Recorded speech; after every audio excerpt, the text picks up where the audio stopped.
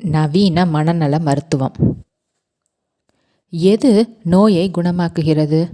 குணமாக்கும் சக்தி எங்குள்ளது?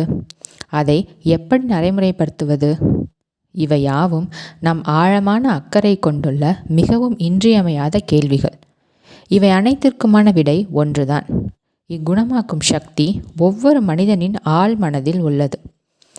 நோயாளியின் மாறிய மனப்போக்கு அச்சக்தியை விடுவிக்கிறது. எந்த ஒரு மத அறிவியலாளரும், மனநோய் மருத்துவரும், உளவியலாளரும், மருத்துவரும் ஒருபோதும் எந்த ஒரு நோயாளியையும் குணப்படுத்தியதில்லை. ஒரு பழமையான கூற்று இவ்வாறு கூறுகிறது: காயத்திற்கு மருத்துவர் கட்டுப்போடுவார், கடவுள் குணப்படுத்துவார். மனநோய் மருத்துவரும் உளவியலாளரும் தங்களுடைய நோயாளியின் மனத்தடைகளை நீக்கி ஆற்றல் வாய்ந்த விளைவுகளை ஏற்படுத்துகின்றனர். இவ்விளைவுகள் நோயாளியினிடத்திலுள்ள குணமாக்கும் சக்தியை விடுவித்து அவருடைய ஆரோக்கியத்தை மீட்டுத் தருவதில் பேருதவி புரிகின்றன. இதுபோன்றே அறுவை சிகிச்சை நிபுணர்களும் நோயாளியின் உடலில் உள்ள தடைகளை நீக்கி குணமாக்கும் சக்தி இயல்பான முறையில் செயல்பட உதவுகின்றனர். எந்த ஒரு பொது மருத்துவரோ, அறுவை சிகிச்சை நிபுணரோ அல்லது மன அறிவியலாளரோ தன்னுடைய நோயாளியை குணப்படுத்தியதாக உரிமை கொண்டாட முடியாது. ஒரே குணமாக்கும் சக்தியை பல்வேறு பெயர்கள் கொண்டு அழைக்கலாம்: இயற்கை, வாழ்க்கை, கடவுள், படைப்பு சக்தி. ஆனால் உண்மையில் இவை அனைத்தும் ஆழ்மனதை குறிக்கும் பல்வேறு பெயர்கள்தான்.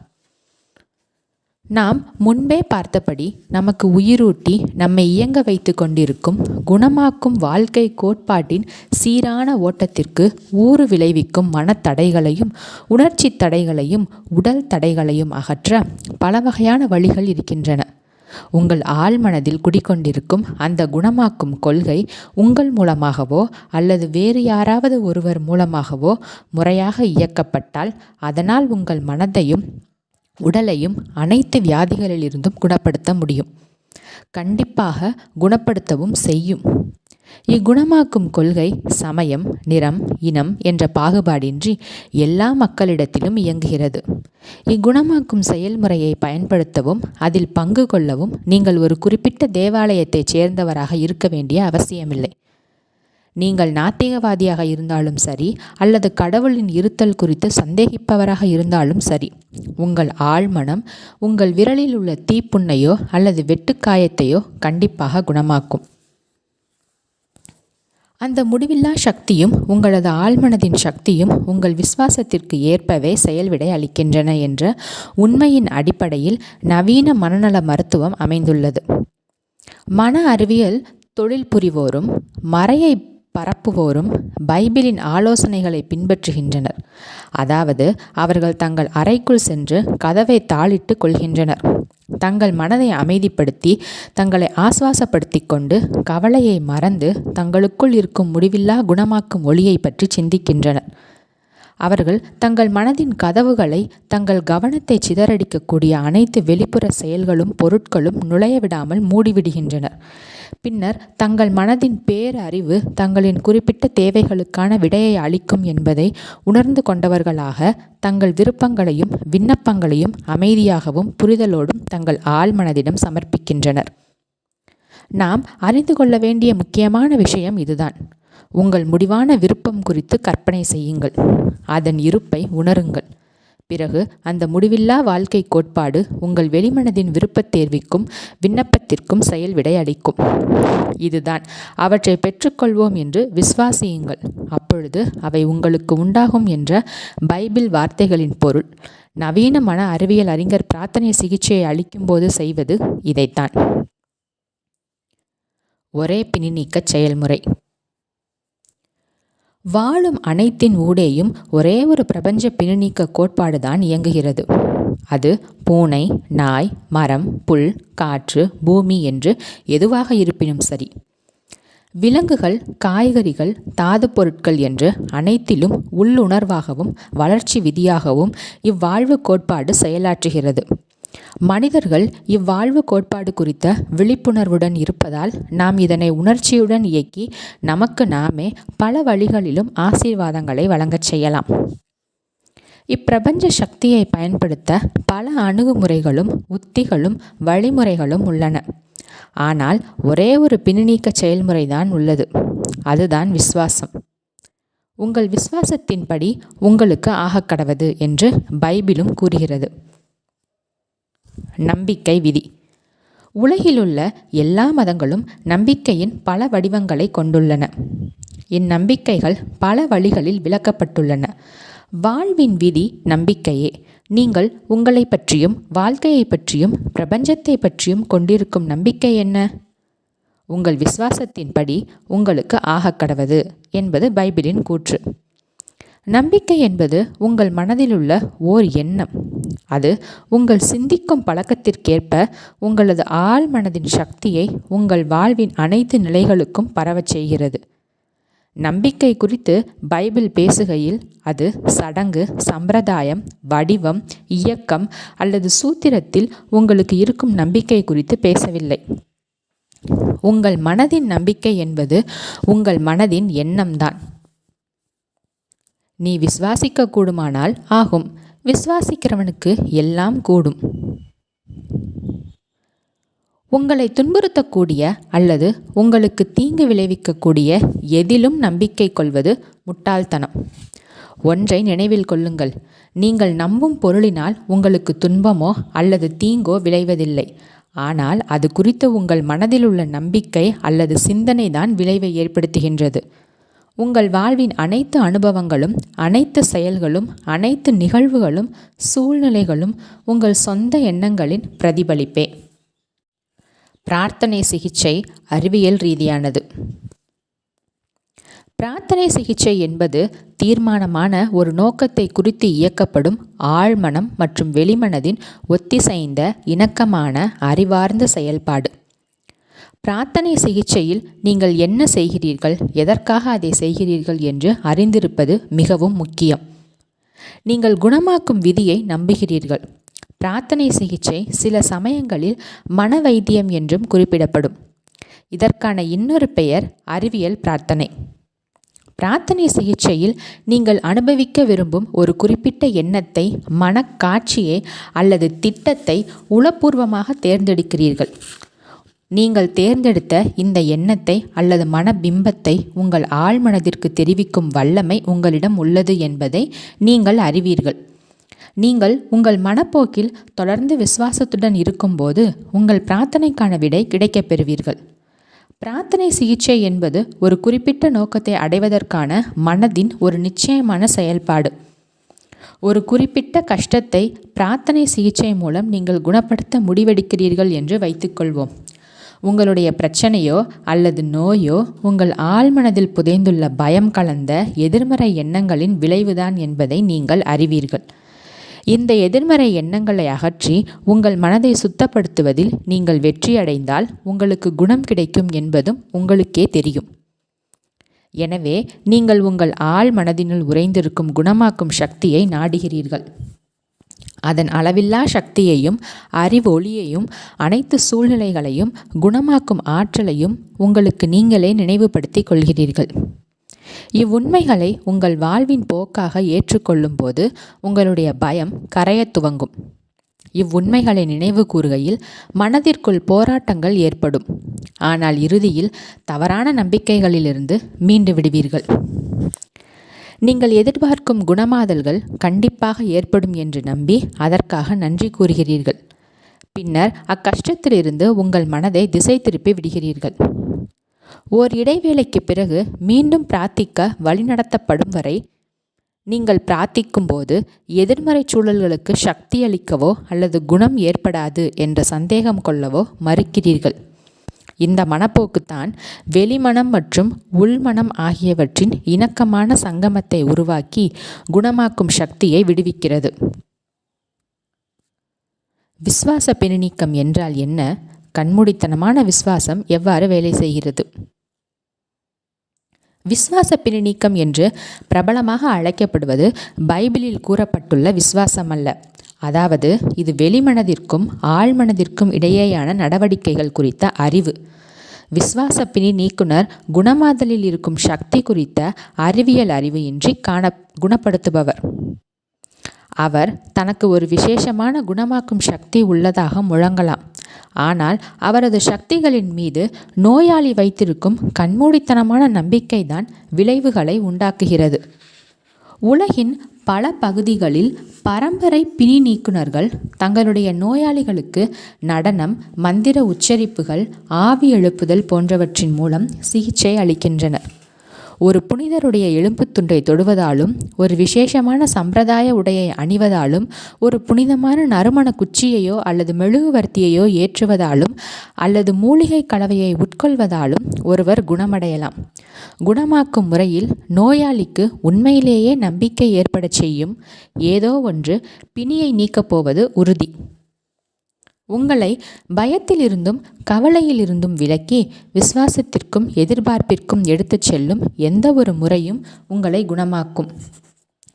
தங்கள் தனிப்பட்ட கொள்கைகள் எதிர்பார்க்கும் விளைவுகளை ஏற்படுத்துவதால் அவை சரியானவை, உண்மையானவை என்று அநேகர் கூறிக்கொள்கின்றனர்.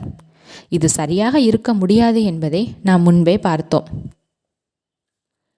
கண்மூடித்தனமான நம்பிக்கை எவ்வாறு வேலை செய்கிறது என்பதை விளக்க சுவிட்சர்லாந்து மருத்துவர் பிரான்ஸ் ஆண்டன் மெஸ்மரை பற்றி நான் முன்பு குறிப்பிட்டிருந்ததை எண்ணி பாருங்கள். 1726 அவர் தனது நோயாளிகளின் உடலின் மீது காந்தத்தை தடவியதன் மூலம் அநேகம் பேரை குணப்படுத்தியுள்ளதாக வலியுறுத்தினார். பின்னாளில் அவர் காந்தங்களை தூர எறிந்துவிட்டு நோயாளியிடமிருந்து சற்று தள்ளி நின்று கொண்டு தன் கைகளை அசைத்து சிகிச்சை அளித்தார். இதுவும் வேலை செய்தது. தன்னுடைய புதிய செயல்முறையின் வெற்றியை விளக்க அவர் விலங்கு காந்தவியல் என்னும் கொள்கையை உருவாக்கினார். பிரபஞ்சத்தில் பரவலாக காணப்படும் இந்த அடர்த்திரவம் மனித இனத்தில் மிகவும் ஆற்றலோடு இயங்கக்கூடியது என்று அவர் நிலைப்படுத்தினார். இந்த அடர்த்திரவம் தன் கைகளிலிருந்து நோயாளியின் நோயுற்ற உடலுக்கு அனுப்பப்படுவதாகவும், இவ்வாறு இடம்பெயரும் விலங்கு காந்தவியல்தான் அவர்களை குணப்படுத்தியதாகவும் அவர் மேலும் திட்டவட்டமாக கூறினார். மக்கள் கூட்டம் அவரிடம் அலைமோதியது. பல அதிசய பிணி நீக்கங்கள் ஏற்பட்டதாக தெரிவிக்கப்பட்டன. மெஸ்மர் பாரிஸுக்கு இடம்பெயர்ந்தார். அங்கு அவரது பிணி நீக்கங்கள் குறித்து விசாரிக்க அரசாங்கம் ஒரு விசாரணை குழுவை நியமித்தது.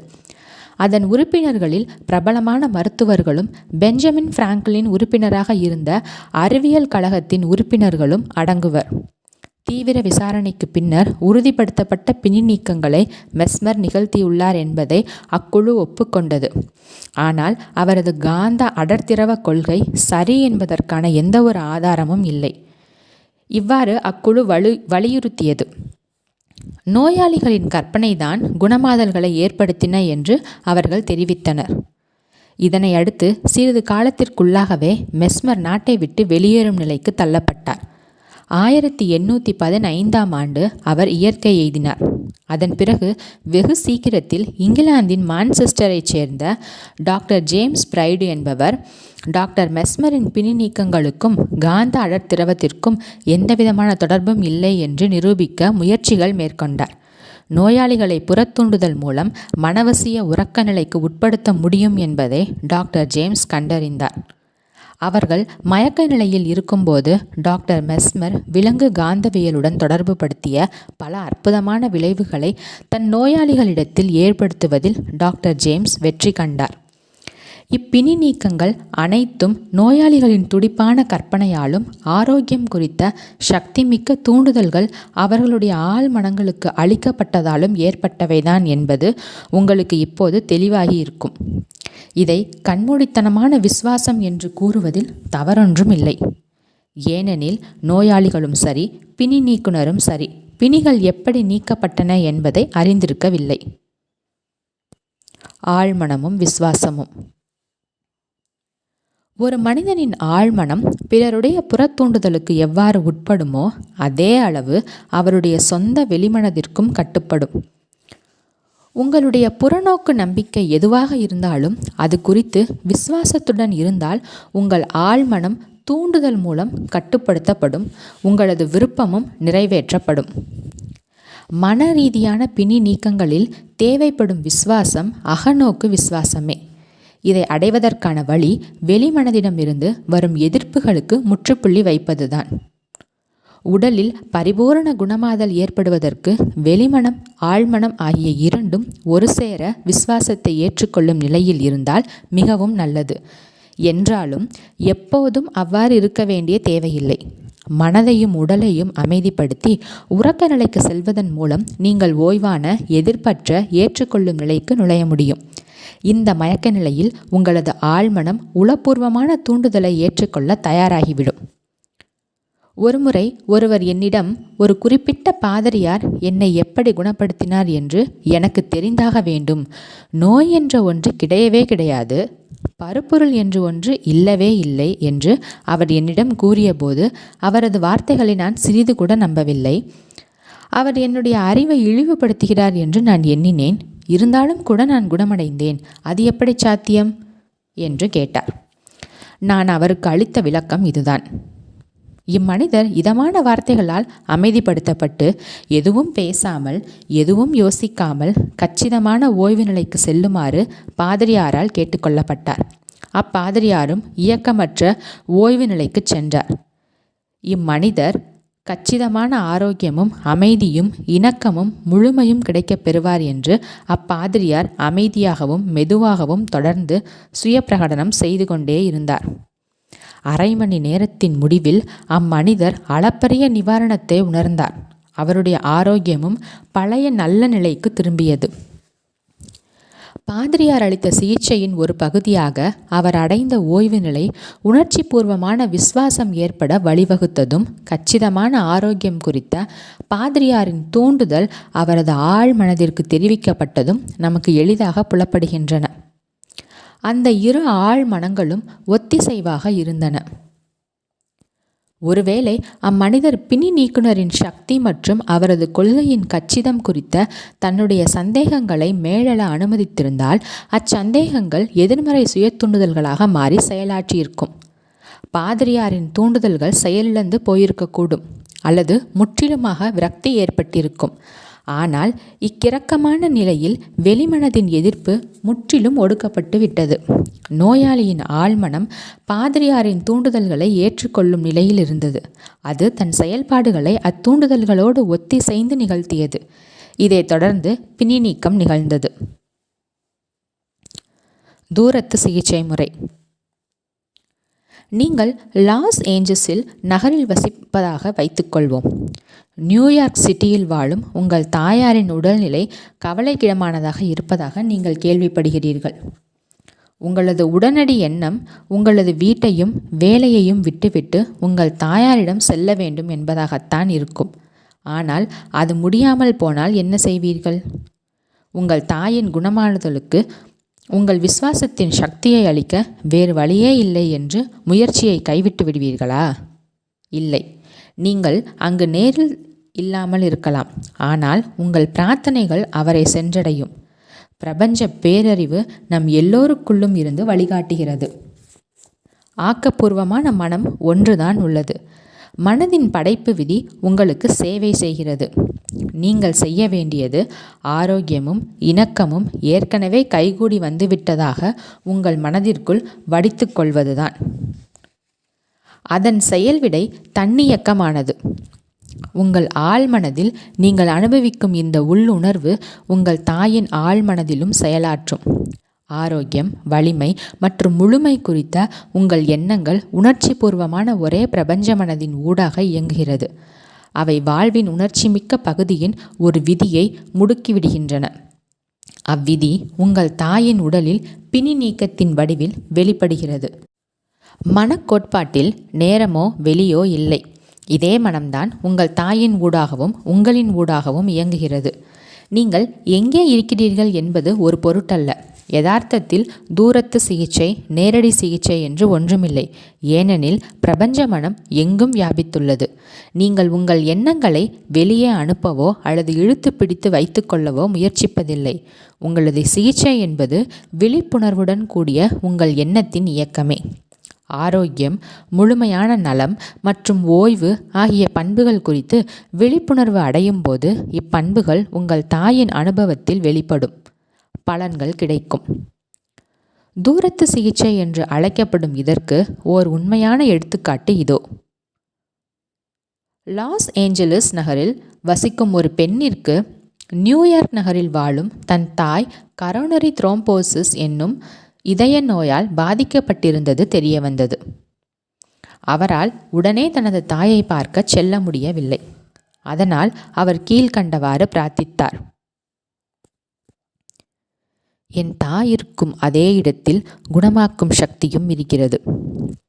பிம்பங்கள் திரையில் பிரதிபலிப்பதைப் போல என் தாயாரின் உடல்நிலை அவரது எண்ணங்களின் பிரதிபலிப்புத்தான்.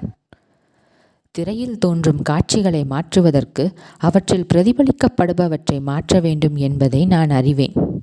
நான் என் தாயாருக்காக முழுமை, இணக்கம் மற்றும் பரிபூரண ஆரோக்கியம் ஆகியவற்றின் பிம்பங்களை என் மனதில் முன்னிறுத்துகிறேன். என் தாயின் உடலையும் அவரது அனைத்து உறுப்புகளையும் படைத்த அந்த குணமாக்கும் மகாசக்தி இப்போது அவரது உடலின் ஒவ்வொரு அணுவையும் நிரப்பிக் கொண்டிருக்கிறது. அவரது உடலின் ஒவ்வொரு உயிர் அணுக்களிலும் அமைதி என்னும் ஆறு ஓடிக்கொண்டிருக்கிறது. மருத்துவர்கள் தெய்வ சக்தியால் வழிநடத்தப்பட்டு இயக்கப்படுகின்றனர். என் தாயாரை தொடும் ஒவ்வொருவரும் சரியான செயலை செய்ய வழிநடத்தப்படுகின்றார்கள். நோய் என்பது நிரந்தரமான யதார்த்தம் அல்ல. அப்படி இருந்தால் ஒருவரும் குணமாகி இருக்க முடியாது. அன்பு, வாழ்க்கை என்னும் முடிவிலா கொள்கைகளோடு நான் என்னை இசைவுபடுத்திக் கொள்கிறேன். இணக்கமும் ஆரோக்கியமும் அமைதியும் என் தாயின் உடலில் இப்போது வெளிப்படுத்தப்பட்டு கொண்டிருக்கின்றன என்பது எனக்கு தெரியும். அப்படியே ஆகட்டும் என்று நான் ஆணையிடுகிறேன். அவர் இவ்வாறு ஒரு நாளைக்கு பல முறை பிரார்த்தனை செய்தார். சில நாட்களுக்கு பிறகு அவரது தாயார் குறிப்பிடத்தக்க வகையில் குணமானார். அவரது இதயவியல் மருத்துவர் மிகவும் ஆச்சரியப்பட்டு கடவுள் சக்தியின் மீது அவருக்கிருந்த மாபெரும் விசுவாசத்தை பாராட்டினார். அவருடைய மகளுடைய மனதில் ஏற்பட்ட முடிவு அவரால் முழு விசுவாசத்துடன் ஏற்றுக்கொள்ளப்பட்ட போது அது பிரபஞ்ச ஆழ்மனதின் படைப்பாற்றலை முடுக்கிவிட்டது. இது அவரது தாயின் உடலில் முழுமையான ஆரோக்கியமாகவும் இணக்கமாகவும் வெளிப்பட்டது. அவரது தாயாரை பற்றி எது உண்மை என்று அவர் உணர்ந்தாரோ அது அதே சமயத்தில் அவரது தாயாரின் அனுபவத்தில் வெளிப்படுத்தப்பட்டது. ஆழ்மனதின் இயக்க சக்தியை வெளிப்படுத்துவது எப்படி? என் உளவியல் நண்பர் ஒருவர் தன்னுடைய இன்றியமையாத உறுப்பு ஒன்றில் புற்றுநோய் உயிரணுக்கள் இருப்பதாக தன் திசு ஆய்வறிக்கை காட்டியதாக என்னிடம் கூறினார். அவரது சிறப்பு மருத்துவர் ஒரு வலிமிக்க ஆபத்தான சிகிச்சை முறையை பரிந்துரைத்தார். அதை ஒப்புக்கொள்வதற்கு முன்பாக என் நண்பர் வேறொரு அணுகுமுறையை முயற்சித்தார். தினமும் இரவு உறங்கச் செல்வதற்கு முன் அவர் அமைதியாக, என் ஒவ்வொரு உயிரணுவும் நரம்பும் திசுவும் உறுப்பும் இப்போது முழுமையடைந்து தூய்மையாக்கப்பட்டு கச்சிதமாக்கப்படுகிறது. என் உடல் முழுதும் ஆரோக்கியமும் இணக்கமும் மீண்டும் குடியேறுகின்றன என்று தனக்குத்தானே சுயப்பிரகடனத்தை கூறிக்கொண்டார். ஒரு மாதத்தில் அவர் பரிபூரணமாக குணமடைந்தார். அதையடுத்து மேற்கொள்ளப்பட்ட பரிசோதனைகள் அனைத்தும் அவரது உடலில் புற்றுநோய் உயிரணுக்கள் இல்லை என்பதை உறுதிப்படுத்தின. இது என் மனதை மிகவும் கவர்ந்தது. அதே நேரம் இது குறித்த ஆர்வம் என்னுள் தலை தூக்கியது. தூக்கத்திற்கு முன்பு அவர் மீண்டும் மீண்டும் சுய பிரகடனம் கூறியதன் காரணத்தை நான் அவரிடமே கேட்டேன். அதற்கு அவர், ஒருமுறை ஒரு குறிப்பிட்ட திசையில் இயக்கப்பட்டால் ஆழ்மனதின் இயக்க சக்தி உங்கள் உறக்கம் முழுதும் தொடர்ந்து செயலாற்றி கொண்டே இருக்கும். எனவேதான் நீங்கள் ஆழ்ந்த உறக்கத்திற்கு செல்லும் முன்பு உங்கள் ஆழ்மனம் வேலை செய்வதற்கான ஏதேனும் பயனுள்ள ஒன்றை அதற்கு வழங்குவது மிக மிக இன்றியமையாதது என்று பதிலளித்தார். இது ஒரு அறிவார்ந்த பதில்.